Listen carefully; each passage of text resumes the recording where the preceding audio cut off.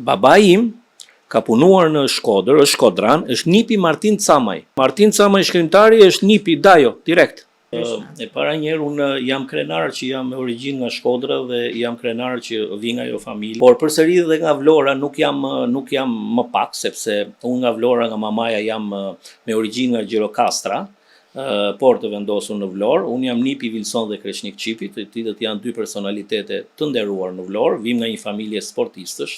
Gjithashtu dhe mamaja ime është mësuese matematike fizike, babai im ka qenë inxhinier elektrik, kështu që jam vendosur në Vlorë në vitin 95, ku kam mbaruar shkollën e mesme, vitin e 34, kam mbaruar dhe në Vlorë kam mbaruar dhe universitetin 97-2001, në Universitetin e Vlorës. Pastaj kam punuar rreth 15-17 vite në sistemin bankar, jam i specializuar në pjesën e financave, pasi edhe kam bërë mastera në institucione ndërkombëtare dhe kualifikime të tjera.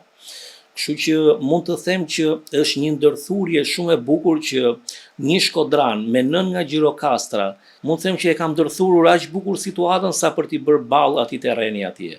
Terreni në Vlorë është shumë i vështirë, po jo i pamanaxhueshëm.